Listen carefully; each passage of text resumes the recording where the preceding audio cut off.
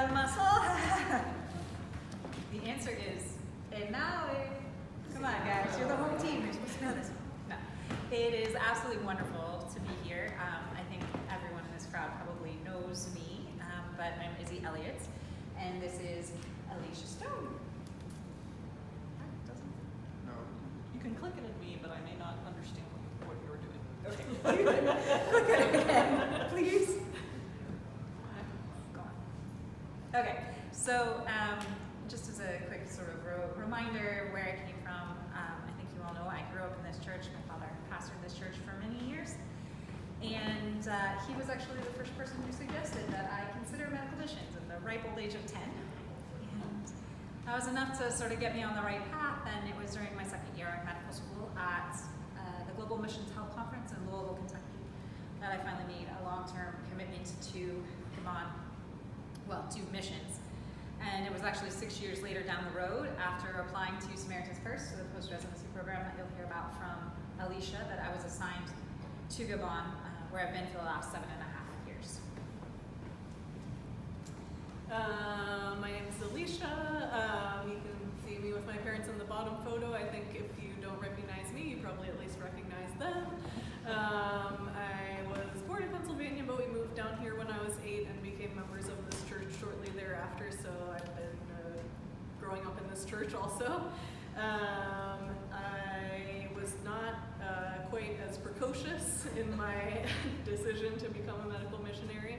In college, I had my first experience with medical missions when I went to Zambia to do a 1-month-long course on healthcare in the developing world, where we, among other things, visited a mission hospital and saw how that functioned. And so that was kind of the first time that I realized that missionaries weren't just people that you read about in books, but they're real people that are still necessary in the world today.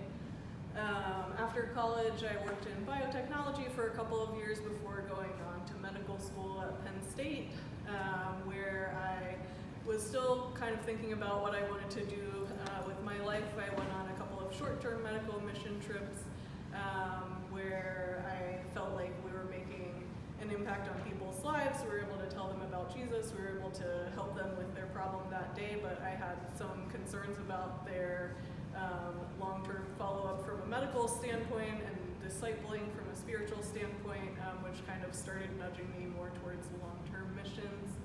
After that, I spent 4 years outside of Philadelphia doing a residency in obstetrics and gynecology. You can see me there with my favorite baby that I've delivered, the daughter of one of my co-residents. But while I was there, I also went to the Global Missions Health Conference, which I can only recommend to you if you want to go become a medical missionary afterwards. 100%. And it was there that I really felt a calling to have sort of a career in long-term medical missions. I got in touch with Samaritan's Purse, which I'll talk to you more about in a little bit. So for those of you who don't know where we are in Gabon, this stop button, which is this cute little country right here in Central Africa on the west coast. It is right on top of the equator. It's about twice the size of Virginia, and it has about 1/4 of the population of Virginia, so very sparsely populated. Like Virginia, the population is not evenly distributed. About 1/3 of the people there live in the capital city, and another 1/3 live in the next 2 biggest cities, so it's an extremely rural country. And our hospital is also quite rural. This is an overhead view of the hospital. You can see obviously the most important building, maternity, over here, where we spend most of our time. The hospital was started in 1977. It's a fully functioning teaching hospital, as you can see, with most major medical specialties, and about 158 beds. It employs about 100 Gabonese, and as well as the missionary doctors there. And one of the things that is special about the hospital is that it's a teaching hospital, so it has education in nursing, midwifery, anesthesiology, and then it has a general surgery residency program and are starting primary care internship, which will hopefully go on to become a full residency program, as well as ophthalmology training. So we're really proud to train people from that area to go out and help their fellow countrymen as well. And if you can remember this for a couple of slides, this old eye clinic is going to come up again. So maternity is where we spend most of our time. These are triplets that were born at the hospital last year. And the maternity at Bongolo is the only hospital that can do C-sections within 2 counties? Provinces, thank you. So we provide the high-risk obstetrical care for this dark green province, the bright red province, and about 2/3 of this purple province. So we're quite a lot. So I'm kind of a visual person, so I made this slide to kind of help us understand the medical need. I made these circles proportional to the medical need in each region. So in the USA, there's about 400 people per physician. In Gabon, there's about 1,400 people for each physician. And in sub-Saharan Africa in general, there's about 5,000 people for each physician. So as you can imagine, it's not really possible for one physician to see that many people. And that just highlights again the need for education and to send out more local doctors to their local areas. And Bongolo has trained people that have gone into 9 other countries in sub-Saharan Africa, so trying to fill in that gap. And now Izzy is going to tell you a little bit about what's been going on in 2020. So, right, like most of the world, as we're all very tired of hearing about, COVID is pretty much the main story of 2020 in Gabon, just like here in the US. Oh. There are some pretty key differences between doing COVID in a third world country and doing COVID here in the US. For one thing, you all have had open borders for the most part, obviously some restrictions about people coming or going from certain countries. But we did not. There was definitely a point in time at which all land, sea, and air borders were closed in our country, and there was no coming or going allowed under any circumstance. You also have access to intensive care. There's one just down the street at Prince William Hospital. There's not really in my country, and unfortunately to date, no one who's been put on a ventilator in our country for COVID has survived. Also, although it doesn't feel this way, I'm sure, American public health officials and government folks are relatively predictable in terms of what they're going to do and the civil liberties that they're going to remove or things like this. Gabon, not at all. It's very much a snow day. The country's kind of run by the mafia, and a couple of powerful families make almost all of the decisions, and so it could very easily be one day that you need a piece of paper from your governor to leave your house, and that's just how it is. And okay, sorry, whoops, forgot about that one. You know, very, very unpredictable and can be really tough to deal with, especially from a public health perspective as caregivers in the hospital. So this led to some crazy hard conversations, like the day I went to bed and woke up to discover that I was trapped. They decided overnight that they were going to close all of the borders in our country, and so I had to call my older sister Laura and say, I'm really sorry I didn't warn you this might be coming, but I'm stuck here, and the embassy said there might be an evacuation flight. Maybe, did you want me to try to be on that if something happened? Are you okay? Like, and she, being a wonderful and godly woman, said, you're a medical missionary, right? Like, doctor and missionary in one place, called to this country. I'm pretty sure this is exactly why you were brought to this country at this time.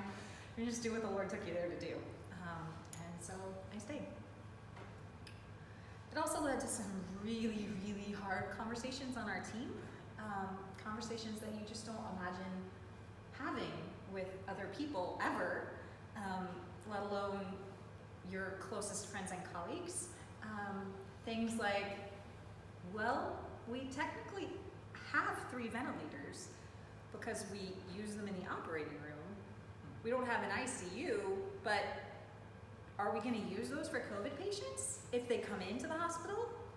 Are we going to use them for community members, hospital employees, our trainees, our children?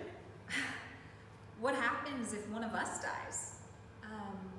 And after very long, hard conversations and a lot of prayer, we really came to the decision that we do not have an ICU. A ventilator does not an ICU make. And we decided that we would not use those ventilators for COVID patients, no matter who they were. And every single member of our team was then asked to make the decision for themselves, would they be willing to die if we got COVID? We would obviously try to evacuate, but that was basically impossible. And would they be willing to care for their teammates as they watched their teammates die?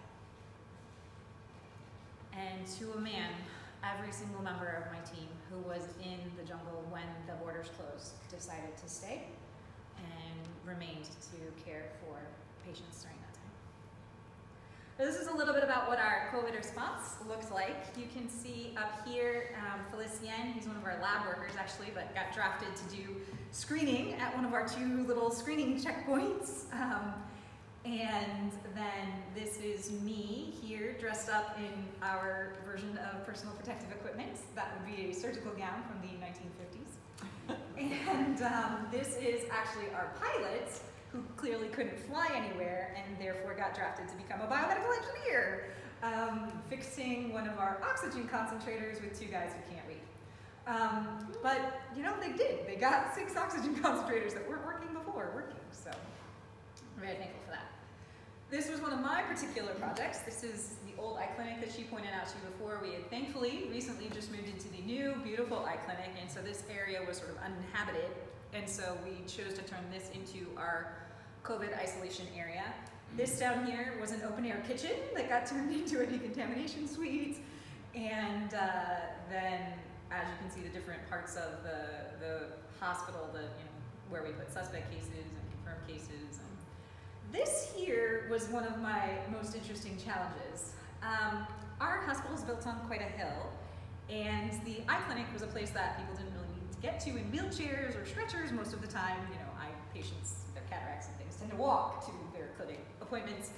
And I did need to be able to get people down there who were not able to walk, and so I needed a ramp built right here. And Mamarulu, our Gabonese engineer, built me a ramp, about like this. And I came and saw it and said, well, Mamarulu, I appreciate the ramp, but I'm a little concerned about how steep it is. And he said, rain, it needs to be steep for the rain. And I said, I'm a little concerned about rolling patients down it. And he said, it'll be fine. And essentially, you're a doctor and I'm an engineer, let me do my job. And I said, okay, that's great. Let's just try it out. Just humor me.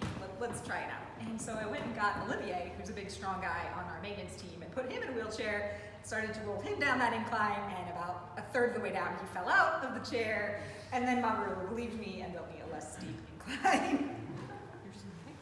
I am. It was hard. Taking care of COVID patients in the jungle was hard, and this was my most heartbreaking case. There was an old village chief, a wonderful man, who came in, was in respiratory distress, and I gave him all the oxygen I could, but he needed higher levels of care.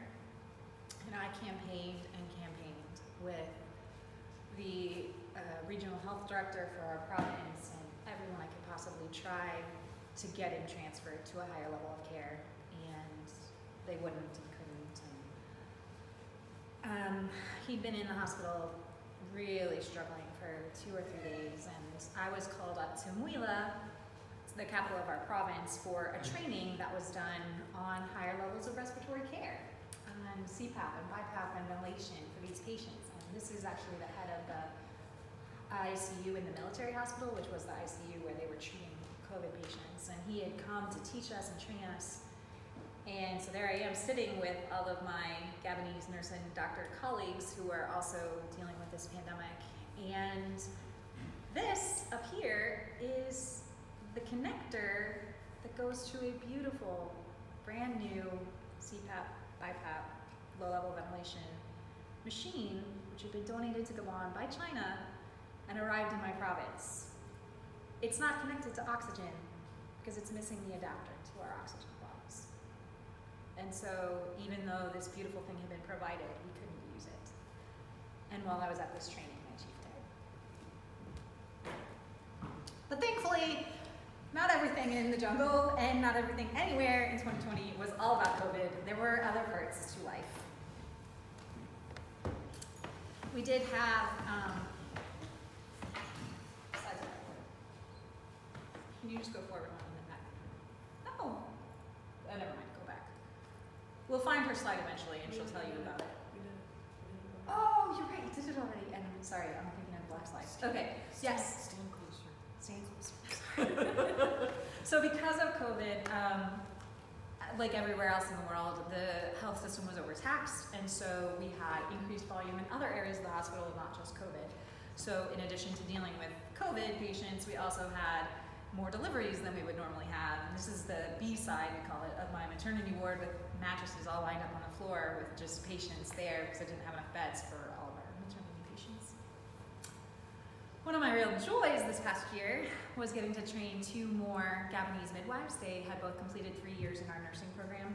And then you have here Daniela and Stelina, 2 wonderful, wonderful women who are now working as midwives at Bungalow. And as Alicia highlighted, our training programs are one of our really important goals in Bungalow. We feel extremely strongly about training African healthcare evangelists to be in parts of the world that we as American or Western missionaries will never reach, and them being able to reach their own people in a way that we will never reach them. And I also got a lot of wonderful answers to prayer. Doing infertility treatment is one of my great joys. I really enjoy getting to know the patients and having that one-on-one time with them over a period of many months. And this is one of my little answers to prayer right here. Tiny answer to prayer. This is the slide I was looking for. So just briefly, you might remember the slide with all the little circles on it. This block, very large black circle, is still in proportion to those other ones, and it represents the spiritual need, which is what we should really be focusing on as missionaries, and that there are 7,300 unreached people per full-time Christian missionary in the world. That's just unreached people, like they've never heard the gospel, they don't have access to a Bible, not including people that are not Christians but maybe heard one time on the street about Jesus. So that is the main focus. So obviously you've heard about how I'm a doctor. I'm also a missionary, right? And I have to admit that I kind of always felt like a really bad missionary because I'm not great at presenting the gospel to every single patient that I meet. And our team in general felt like we were doing an okay job of reaching the Gabonese, and the Gabonese in many ways are reached people, and so they were reaching, like there are Gabonese churches all over the place and they can kind of reach each other.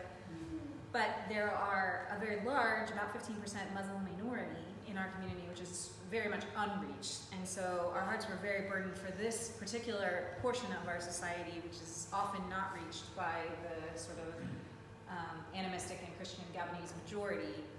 And so we asked this man here, who has a lot of degrees in these things and works in a place that is undisclosed, so I'll try to call him Dr. M for the rest of this, to come and teach us some specific tools for reaching this people group. Now, I feel like a bad missionary because of what I like to call functional theology, right? So this is not true.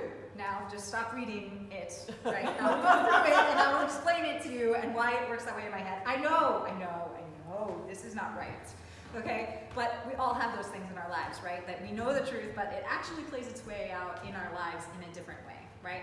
So in my brain, there are 3 categories of people who need Jesus, okay? You heard Alicia refer to unreached peoples, and we think of reached peoples and new and nominal believers, right? So unreached peoples, those are the people that have no access to the gospel. There is no established church. The Bible maybe doesn't even exist in a language they can read. No one they know knows the gospel. Then there's reached peoples. These are places where there is an established church but most people have not yet heard the gospel. That's more like the community I'm in. And then there are new believers, people that have maybe made a commitment to Christ at some point, come to church at least sometimes, but they've not yet been discipled and grown in their faith. So pioneer missionaries go to unreached people. So historically speaking, that would be people like Adoniram Judson or Jim Elliott, right? Average missionaries like me and Alicia, the rest of the Bungalow team, we go to reach peoples. And then the new and nominal believers, those are the responsibility of the pastors and elders in the church to disciple, right? So what kind of work gets done for the unreached peoples? That's a very groundbreaking work. Translating the Bible, maybe writing a language so that you can translate the Bible. Doing the very first steps of church planting, those kinds of things. Reach peoples, your goal is to share the gospel with everyone that you meet. And then in the new and nominal believers, that's when you get over into discipleship, teaching, preaching, right? So how do you measure success? It's a good question for someone who's doing a job, right? So clearly for unreached peoples, you measure it based on things like how many chapters of the Bible did you translate? Or how many evangelistic events did you hold? How many times did you show the Jesus film, right?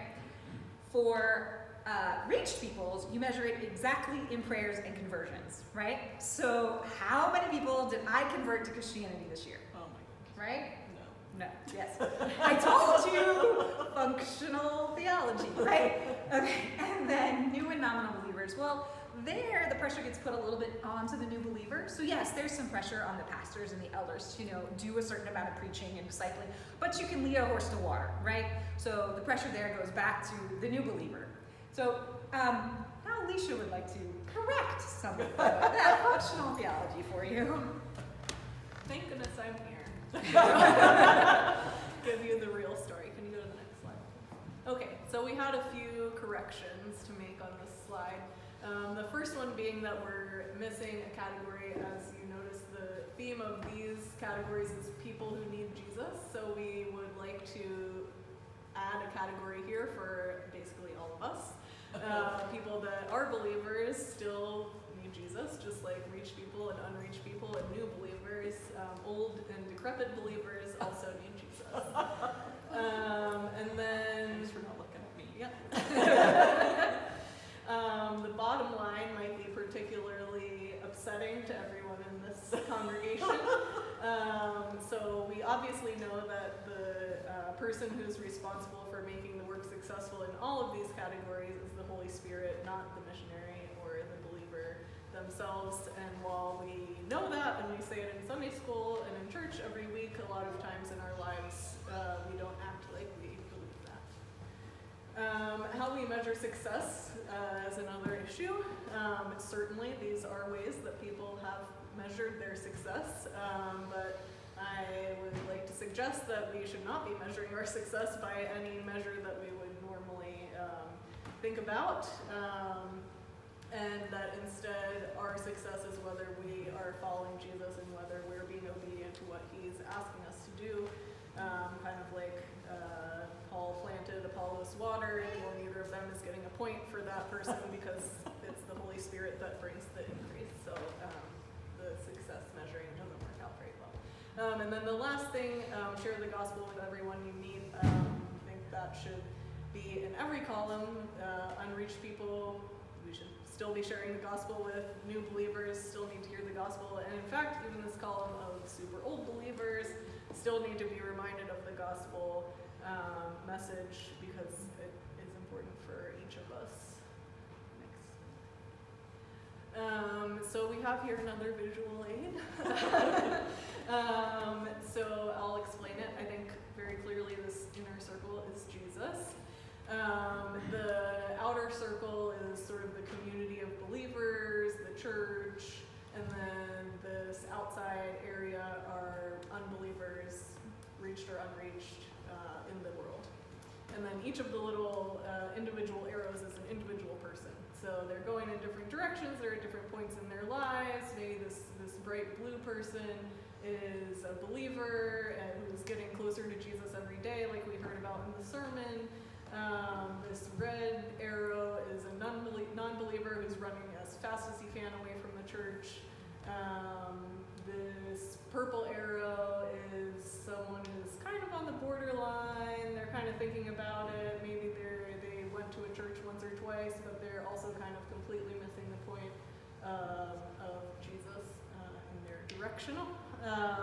So the point of the last slide in sharing the gospel with everyone that we meet is that instead of it being our job to find the farthest possible arrow from Jesus, like this blue one or maybe this red one will be in a couple minutes, and dragging them back into the middle to Jesus, our goal is actually to push every arrow that we encounter closer to Jesus. So whether that be to just kind of nudge this fellow Reformed Presbyterian Church member in their close walk with Jesus, or whether that is this person that we encounter and we just nudge them, their trajectory a tiny bit off, so that, you know, that after the next time and the next time and the next time that they hear the gospel and the Holy Spirit works in them, maybe eventually they'll start to turn around. But it's just kind of the visual aid to help us remember that we can make a difference not only by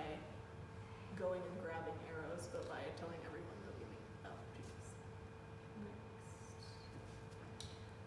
So different ones of you will recognize different ones of these up here. Perhaps you recognize the Romans Road, or the Wordless Book, or Evangelism Explosion, right? These are a whole series of evangelistic tools that I have encountered over time, or been taught or trained in, or many of you have as well. And they are wonderful, and they have their place. But I felt a lot of pressure in Gabon because I didn't necessarily, run through this with every patient that I encountered. And Dr. M really challenged us on kind of that idea for a host of reasons. And he actually suggested Bible storying, which all of a sudden took a ton of pressure off of me because it was something that I already did very sort of naturally. But he helped us to understand it and to sort of evolve our practice of it. So in kind of contrasting and comparing the use of these evangelistic tools to Bible stories, evangelistic tools are meant to be clear, concise, and complete. Maybe, right? But like, if you walk someone through the Romans Road, theoretically they understand the gospel. Bible stories, on the other hand, are messy, time-consuming, and incomplete, right? If I tell you the story of Noah, do you actually understand why Jesus died on the cross? Maybe not, right? Typical evangelistic tools that we are used to are very much designed for Western linear thinking. On the other hand, Bible stories really designed for oral learners, which is the majority of the world's population. I'm not sure if you all are familiar with a certain framework which sort of divides the world's cultures into 3 groups, but basically there's a problem and a solution in each group. Our culture is much a truth and justice culture. That's why our gospel is about propitiation and atonement, right? But there are also honor-shame cultures and power and weakness cultures. And the majority population where we are is a power and weakness culture. The Muslim population is a shame and honor culture. And so I actually asked a Muslim woman sitting in my office one day, have you ever sinned? And she said no. Well, she doesn't need Jesus because she never sinned, right? Wrong. Her problem is shame, and I need to explain to her how Jesus restores her honor, right? The typical evangelistic tools I also find focus almost entirely on a very small handful of summary passages in the New Testament. Very rarely are you going to hear someone explain the gospel out of Jeremiah or Ruth, right? They do, but it doesn't happen in our culture a whole lot. On the other hand, which thrills my little RP heart, the Bible storying process recognizes that all scripture is profitable, right? All of this story. He didn't just give us the Old Testament to set us up for the New Testament. He gave us the Old Testament to explain the gospel. In, again, sort of this functional theology way, we think of these typical evangelistic tools as conversion, right? I have told you the story, I have given you the logic, now you pray the prayer and you cross the line, right? Very high pressure, both for the teller and for the hearer. On the other hand, Bible stories, very low pressure, right?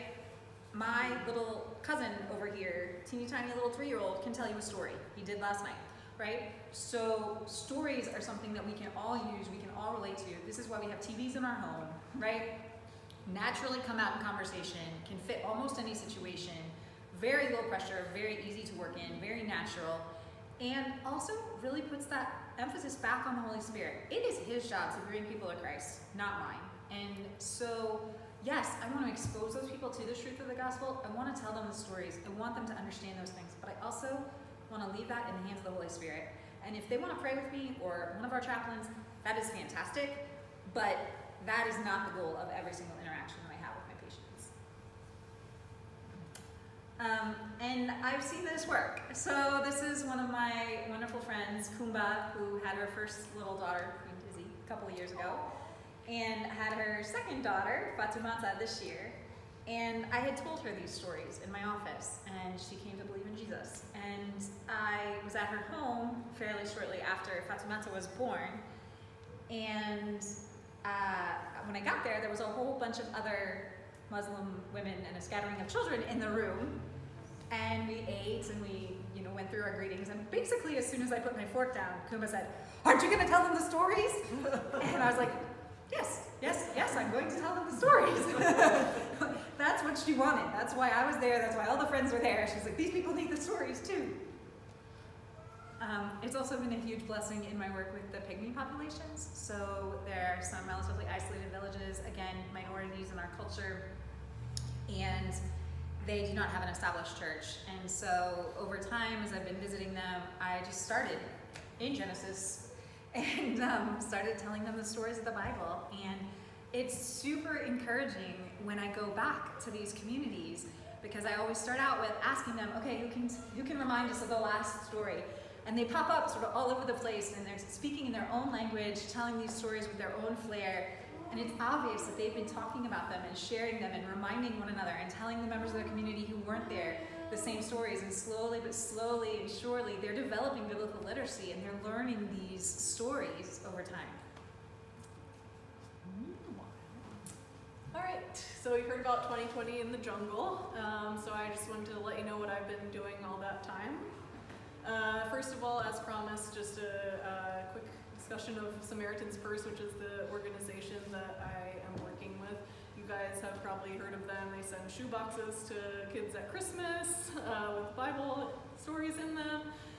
They also have a large medical mission side of things, and they have a special program just for people who have just finished residency, who want to go into medical missions, that's kind of designed to remove barriers for us.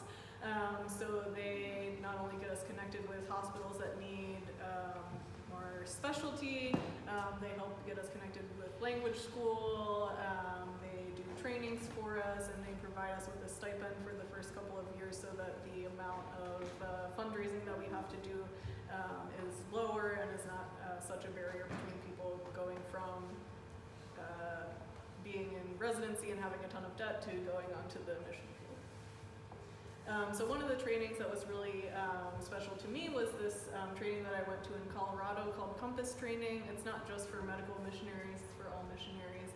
And one of the focuses is for people who are trying to learn a new language. So we did spend a lot of the first 2 weeks looking in mirrors, making our tongues go into different positions, trying to learn how to learn a new language, which was extremely helpful. But the part that was even more helpful and meaningful to me was kind of the spiritual side of things and preparation for building relationships, both within our Christian community, but especially within a cross-cultural setting. So they gave us a little visual here, which I'm going to do for you. May seem kind of silly, but I think it gets the point across. So basically this little golf ball in here, this is Bob. He's Gabonese, he lives in Gabon. This is missionary Alicia, this little ping pong ball here. So I fly over to Gabon, there I've landed in Gabon. Hey Bob, how's it going? Want to be friends? I have a couple Bible verses I can tell you about. But strangely, Bob doesn't seem to be able to kind of like get up to meet me where I am. So they at MTI kind of gave us some suggestions and ways to sort of humble ourselves and let go of some things from our own culture and our own background that might be holding us back from connecting in a more meaningful fashion. and that if you really ask and you really let God mold you into a new shape that might be a little more fitting for your new community, that you could successfully go and, She doesn't want to break the cup. you can, yeah, that'd be great. You can successfully go and kind of make your way down to Bob and live in Bob's world with him, which would work better if I didn't break the. There you go. But there you go. Here we are. So that was great. So I was ready to do that when I got to Gabon, in the future, when I get to Gabon. Go to the next slide. But unfortunately, my ping pong balls had some dents that needed to be made before that. So I went to language school in Switzerland, which was beautiful. I loved it. It was a great opportunity. And the first ping pong ball squashing experience that I had there was that in going on a hike with a couple of people from church, which seems great. But in Switzerland, when people say they want to go on a small walk, they mean like a 2-hour excursion around the entire city. So when people say they want to go on a hike, apparently they mean they want to climb one of the highest mountains in the Jura mountain range. And I also went my second month being there, starting with no French. So my French wasn't that great, and I went with a bunch of people that just spoke French. And Swiss German, which doesn't help me too much. So that was definitely a growing experience, but even just from that small experience, I was able to make some friends that kind of enlarged my community while I was there, and also helped a ton with my language learning. And as we said a lot at MTI, everything worthwhile is uphill, so you gotta work to get those views like that. Okay, go to the next slide. God also provided for me in a lot of really tangible ways while I was over in Switzerland. My host family was just the perfect host family for me. The woman was pregnant with her first baby when I got there, so not only was I able to kind of help her with some of the questions and things that she had being a first-time mom, but that also really helped me with my language skills and being able to learn a little bit of medical French, which wasn't the theme of our French classes. And also I got to play with her baby after she delivered him. The second one, at Christmas time, I was a little bit sad to not be with my family, and also to not be able to be with many people at all because of the lockdowns and everything. So during a little walk that I went on at Christmas, this fuzzy little cat just walked across my path and rolled over with his belly up waiting for me to pet him. So those of you who know me understand my love of cats and know that was definitely the best Christmas present that I got that year. And nope, still on that same slide, sorry.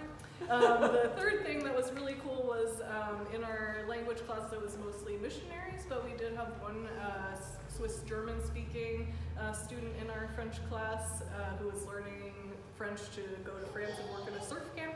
And me and one of the other female missionaries, and she hung out a lot and did some hiking, and we actually were able to have some conversations with her because she was interested in why we were here studying French, why we're going to Africa. We were able to talk to her about Jesus and share the gospel with her, and like we talked about in the other slide, we're not getting any points for that. She didn't say a prayer and commit her life to Jesus, but it was a really great opportunity, and hopefully that will come back a little bit further down the line. So now you can go to the next slide. So both for me and language school, remembering the reason that I'm trying to learn this language is to share the love of Jesus, and not because I'm really interested in all those exciting tenses.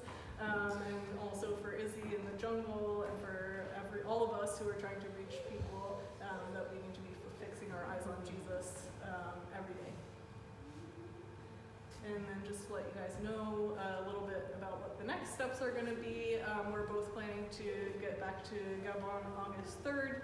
In between now and then I'm going to finish my French classes. I'm still doing some online classes in order to finish the B1 or B2 book that I was on, so I'll finish that in 2 weeks. Then I'm going to take an online tropical medicine course to kind of remind myself about some of those tropical diseases we learned about in medical school but didn't see a whole lot of in Philadelphia. And then I'm actually be working a few times a week up in Philadelphia at the hospital where I did my residency to help them out since they're a bit short-handed at the moment.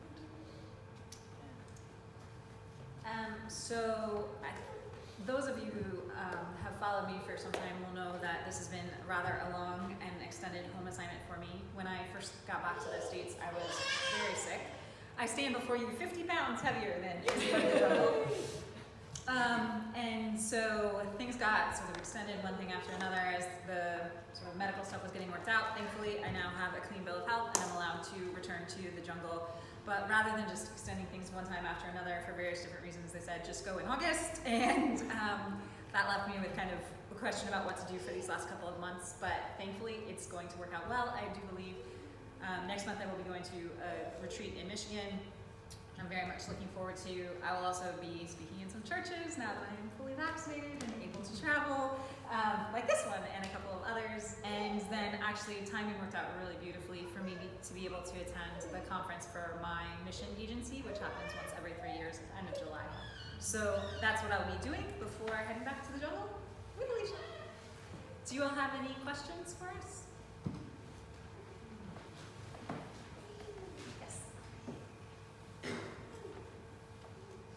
Gabon was a French colony, right? The question is, Gabon a French colony? Yes, it was French Equatorial Africa until it gained independence in 1960. How much do, the French pretty well wiped out the Protestants in their home country back in the day, and a lot of the Huguenots came over here and stuff. What is the Catholic Church got to do with Gabon? And do they try and convert people there? Or are there Catholic churches there? Or, do you interact with them as a hospital that I assume is A&E or whatever? What is it around African nations? But Missionary Alliance, right? Which I'm sure has nothing to do with the Catholic Church. And so, is there any interaction? Are there Catholic hospitals over there? How does that play into a Protestant hospital and you guys being Protestant missionaries as opposed to trying to convert people to the Pope or whatever?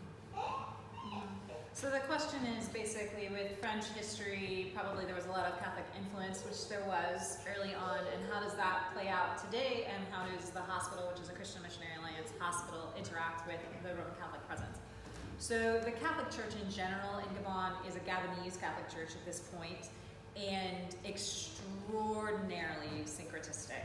You're going to have to explain that. Personally, I believe that there are Christian Roman Catholics out there who actually understand salvation by grace and that Jesus is their Savior. In our society, it's very much mixed up with demon cults and spirit worship and very, very messed up. So while a lot of people will identify themselves as Catholic, it's a cultural Catholicism. It is not even what we would know as Roman Catholicism in the United States. And we do not consider even the priests to be Christians for the most part. There is a Roman Catholic order, which is in Gabon, and they do have missionary priests there. There's actually an outpost of them in Huila, the capital of our province, and we do interact with them a lot, actually. Père Henrique is the missionary priest there, and he comes down to Bungalow and hangs out with us, and we go up there every once in a while because they have guest rooms, and it's a way to get away from Bungalow. And we've helped them out with some things. They wanted to do a health thing for some of their young girls, and so we went and taught that, and he's come down and helped us with some things. So we do interact on that plane, but he's a Christian and one of the few Catholic Christians in our country. Yes, sir. What you did touch briefly on the some of the religions there. What are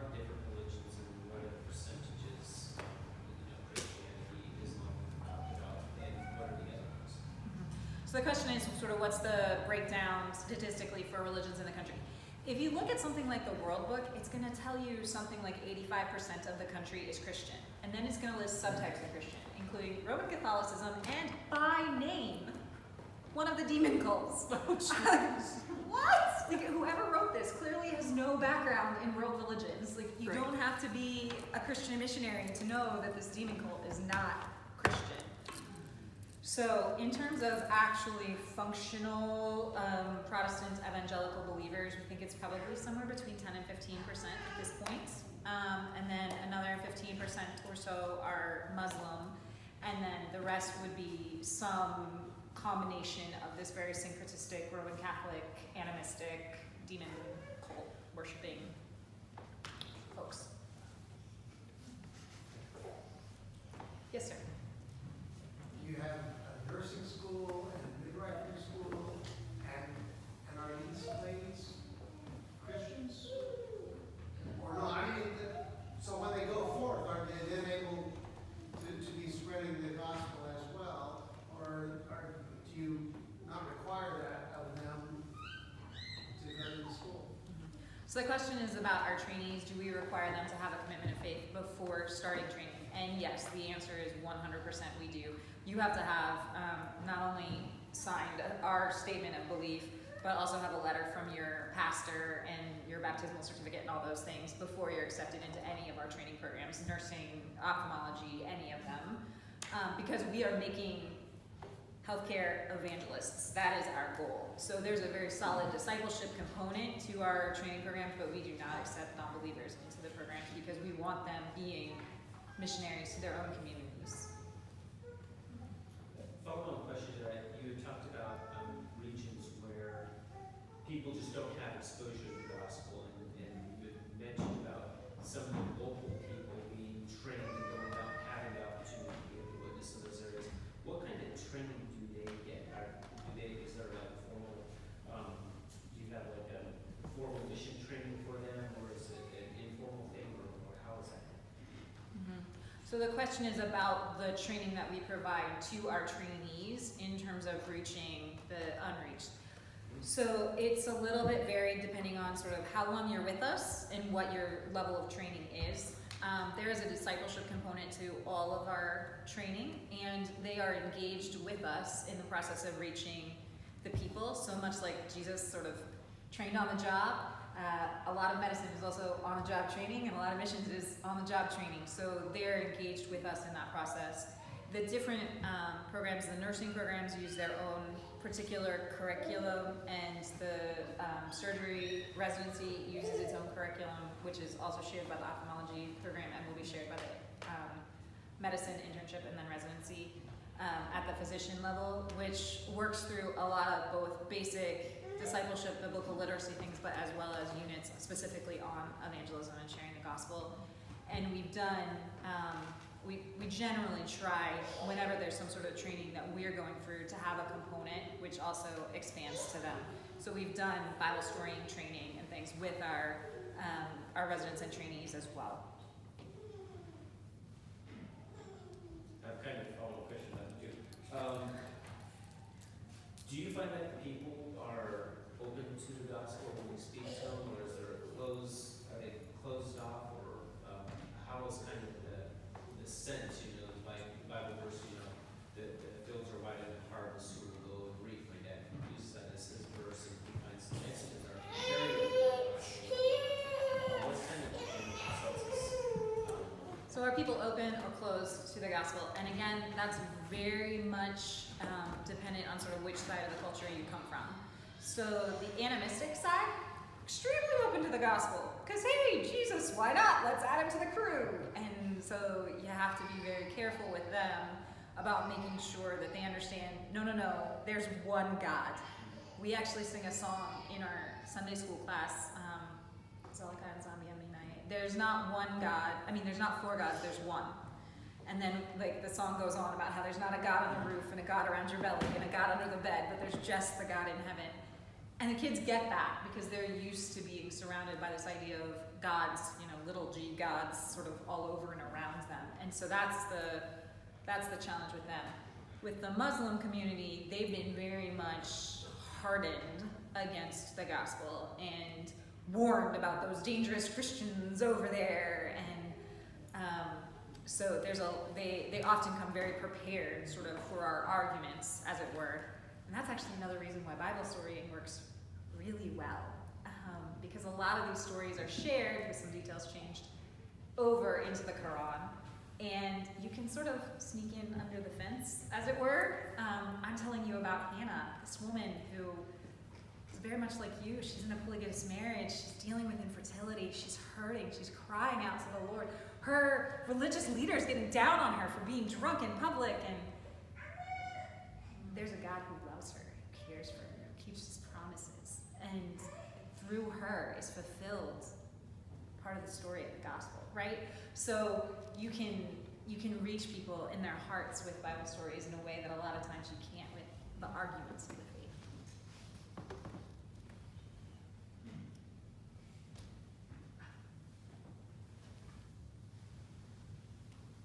Would you describe the typical Gabonese person as somebody who's trying to become more westernized, modernized, civilized, or are they happy in general being out in the jungle? I mean, I'm assuming that there are quote-unquote modern cities in Gabon somewhere. Your hospital is not in one of them, but I assume they exist. And you know, are the people out in the jungles, the agricultural lands, or whatever? Are they seeking to move to the city and move on up and be part of the modern world, or are they pretty much happy doing what they're doing and going about life like they have for the last 1,000 years or whatever?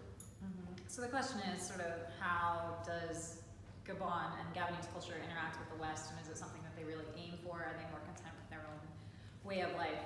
And the answer is very much that there's sort of a love-hate relationship there, because there are certainly things that they see about the West through media and stories that they hear and those kinds of things, and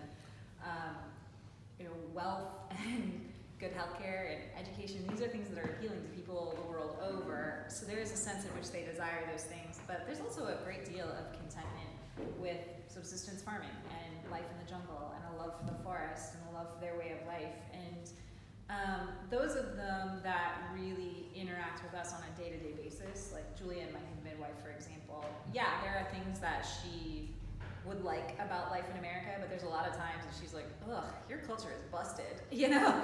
And she gets that the American way of life is not the way of life that is ideal or anything along those lines. And there are a lot of things that, as we do life together, I appreciate about their culture, they appreciate about my culture, and back and forth.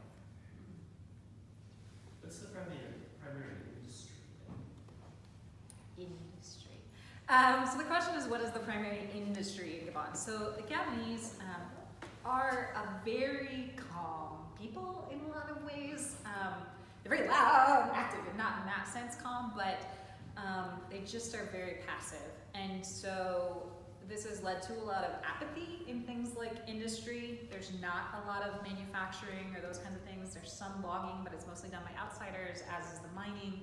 Almost all of the stores are, yes, petroleum as well, also done by outsiders. The stores are run by outsiders. So most Gabonese, at least in my area, are just subsistence farmers.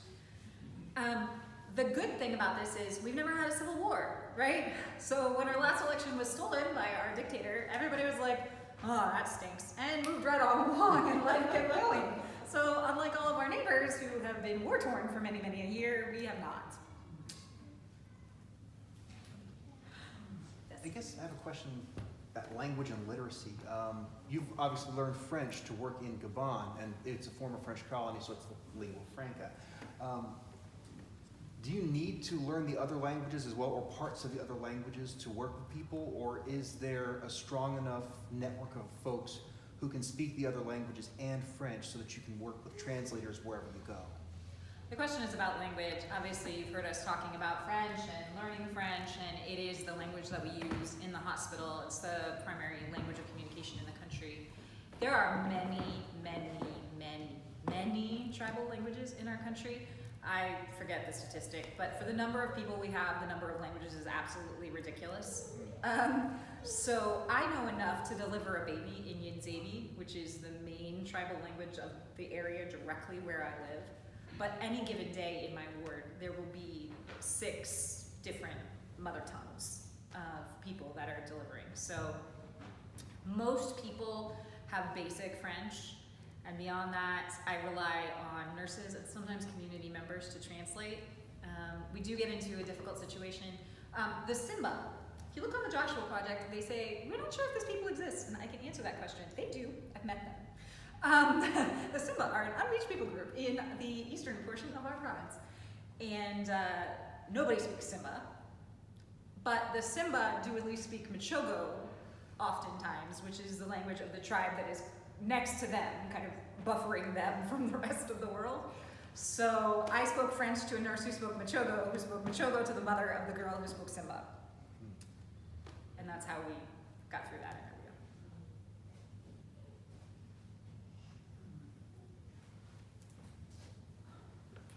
How much does it cost to run your hospital in a year? How much does it cost to run my hospital for a year? Well, so that's a complicated question because things like I cost a certain amount of money that isn't included in our hospital budget, but the functional budget of the hospital is about $100,000 a month. A month. A month. So $1.2 million per year. That's actually pretty cheap compared to. It's extraordinarily cheap, yes.